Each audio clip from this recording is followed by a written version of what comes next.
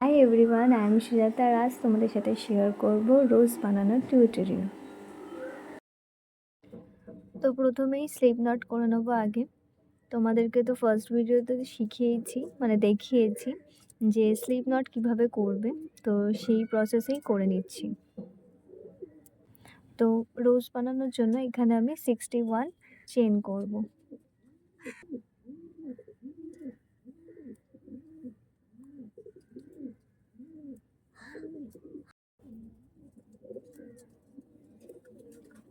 61 chain ready. প্রথম চেনটা বাদ দিয়ে সেকেন্ড চেন থেকে আমরা শুরু করব। তো আমরা ফার্স্ট দুটো চেন ছেড়ে দেবো, তারপর করব ডাবল ক্রোশে।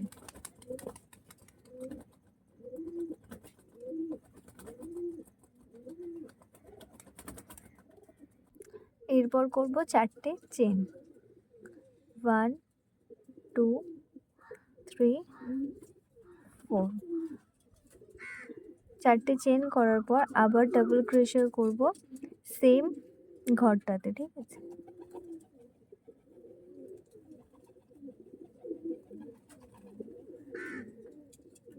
আবার ডাবল ক্রোশে করব, নিচে চারটে চেন ছেড়ে দিই, 1 2 3 4। 5 নাম্বার চেনের মধ্যে আবার করব ডাবল ক্রোশে।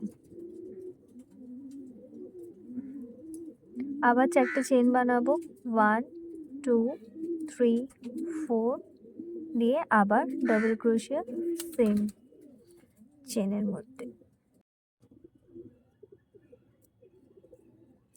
এভাবে পুরো চেনটা আমরা কমপ্লিট করব।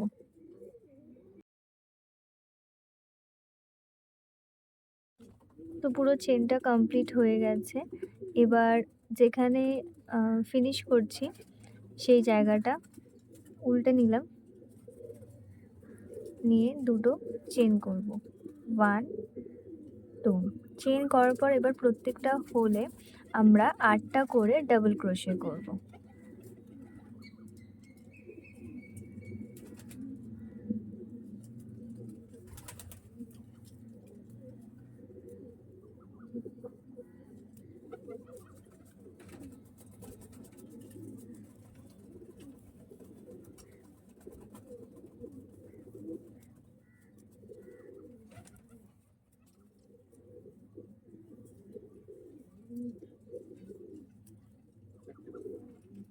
One two three four five six seven eight, 8টা করে ডাবল ক্রোশে প্রত্যেকটাতে এভাবেই হবে।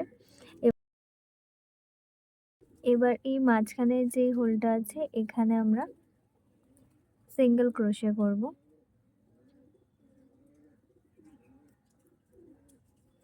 করে আবার নেক্সট হোলে 8 ডাবল ক্রোশে।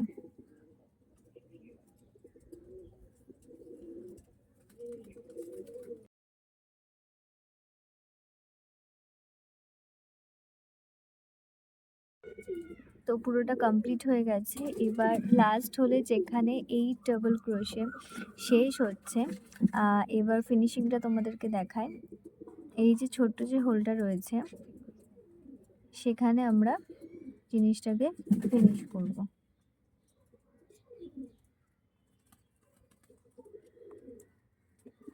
করে এবার এখান থেকে কিন্তু আমরা কাট করব না, কারণ জিনিসটা সেলাই করতে হবে, সেই জন্য একটু বড় করে সুতো ছেড়ে নিয়ে তারপর আমরা কাট করব।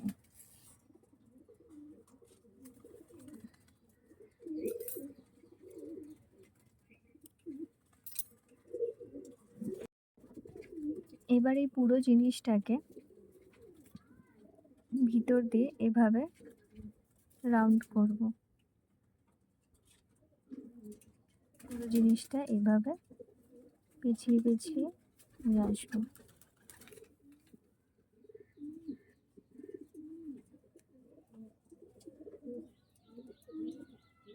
আমাদের সুন্দর ফ্লাওয়ার রেডি হয়ে গেছে, বাট এটাকে এবার যদি স্টিচ না করা হয় তাহলে জিনিসটা পুরোটাই খুলে যাবে। তো এবার স্টিচ করে নিই।